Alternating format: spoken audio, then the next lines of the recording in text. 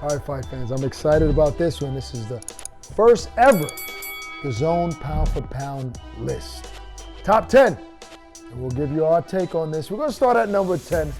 It's none other than Britain's own Anthony Joshua. Now, Barack, I don't think I've ever seen Anthony Joshua on a top 10 pound for pound list. And there have been plenty of times where I felt he should have been on there. I felt like he was one of the, obviously he was a unified heavyweight champion, but outside of that, he was a big draw in the sport. And I'm not saying that that's a big part of the criteria, but I think that being a big star, I think that should be considered when you're creating a pound for pound list. We all know how big Anthony Joshua is. He is the unified heavyweight champ. He holds more titles than Tyson Fury does, and he's at number 10. I'll let you give your take. I'm not sure how you feel about that, but I'm okay with it. Hey, I don't feel anything about Joshua being number 10, but you saying that being a big star should be part of the criteria, I think that's nonsense. I think Terrence Crawford at one time was the best in the world, and he's right there, like 1A, or number 2 or whatever, and he's not a big star yet, and he was number 1 right after Ward, when he really wasn't a big star, where hardly anybody knew him in mainstream, but he's just the best fighter. I don't think it has anything to do with being a big star. Who cares? And that's the case, then guys like Gaddy would have been on the pound for pound list because he's such a big star. No, he was not a big star. Gaddy was not that big of a star. No, and that's your opinion. I'm okay with it. I don't agree with it. I didn't say Adrian Broner's a big star. I didn't say that it's a big part of the criteria. I think shouldn't be anything. I think it should be, and I'm glad Anthony Joshua's on the list. After okay, that, we so had number can 9. I ask you a question? We can't spend the whole 10 minutes on Joshua. Well, who cares? We can name the rest. We ain't got to talk about everyone. But okay. I'm saying, can I ask you a question? You can ask me anything. If there's a fighter who's really, really great, like Terrence Crawford, but he's not a big star, does that bring him down the list? No. That's not what that's not what that's saying.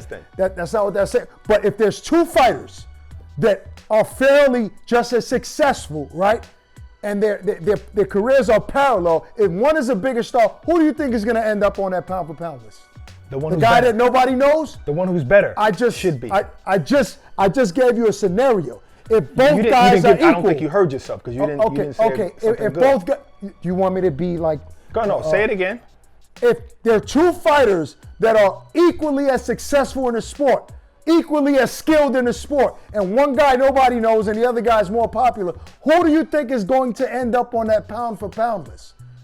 Both of them. And they're both equal, which doesn't really ever happen, really. You know what I'm saying? Can you at least say that the non-known one is a little bit better than the one that's known? And then say, all right, maybe the one that's known will be even ahead of him because he's known. That doesn't make it right. All right. I think that's foolish. Most of it should be based on skill and dominance and accolades, right? And accomplishments in the sport. And at number 9 is Jamal Charlo, middleweight, who's recently said that he's ready to move up to 168 and fight Canelo. He says the fight has to happen. He doesn't care about money, networks, legacy, or nothing like that. I would probably replace this with his brother Jamel Charlo, who's unified champion at 154. Redeemed his loss and looked really good doing so. And after he knocked out Rosado. So, Barack, I like Charlo. I want to see Jamal Charlo versus Canelo Alvarez, but I probably would have Jamel Charlo on there instead of him. I say Jamal Charlo's on at the top of the sport, but not here, not above his brother neither. His brother has proven to be a really, really good fighter. He has 3 straps. He's about to fight Castellano for the 4th strap. And yes, if anybody should be on it named Charlo, it should probably be Jamel, and Jamal is just a little bit further down the list.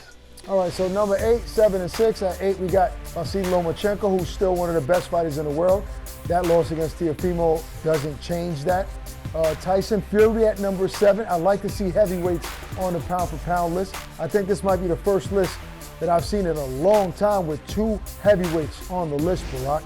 And this one guy right here, Barack, I hate to say it, but I think he's put on everybody's list just because people are seeing him on everybody's list. And I'm talking about Estrada. No disrespect to him, but there's no way Estrada should be above any of the guys at number 10, 9, 8, and 7. He should be at number 10 if he's on this list. I'm not mad at Estrada. Maybe he should be a little lower. I just don't like the Tyson Fury's number 7 above guys like Charlo, who's beaten multiple champs. And Tyson Fury beat only Wilder. You know, he only beat Wilder. And his win over Klitschko was 6 years ago. You know, I'm not counting that. I'm not counting what Manny Pacquiao when he beat Eric Morales. I'm not counting that. You know what I mean? That's too long ago. He has one big win, and that's against Deontay Wilder. So he should be a little lower, if even on this list. Fair enough. All right, number 5, Teofimo Lopez Jr. Beating Lomachenko. He deserves to be in the top 5, especially the way he did it. He's undefeated, unified champion, undisputed champion. And obviously, Errol Spence at number 4, who honestly, in my opinion, is one of the best fighters in the world. You know, we got Terence Crawford at number 3. Now, Inoue, he's an explosive monster and very dominant. The problem with Inoue, Barack, is that he's beating guys that people aren't familiar with. But it doesn't mean that those guys aren't good. They're just not, people aren't familiar with those opponents. So he's very dominant, but he's moving up in weight class. Now he's one of the most exciting fighters in boxing. And I think that he's the real deal. But I can't put him over Terence Crawford.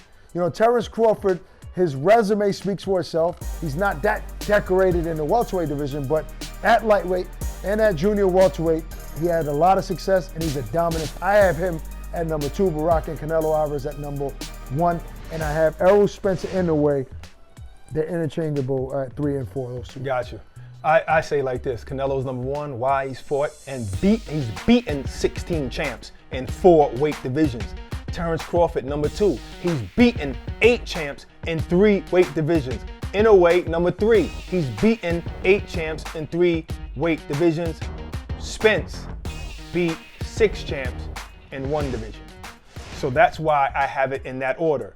Is Spence better? Eventually, maybe he'll go on to be greater. But then again, Inoue, like you said, is a monster, and he's almost as dominant as Crawford. I believe Crawford is the most dominant man in boxing. He just doesn't have the resume Canelo has. That's why he's second. Yeah, I agree with you, man. Solid list. A couple of them need to be changed, in my opinion. Nevertheless, that's the Zone's first ever pound-for-pound list.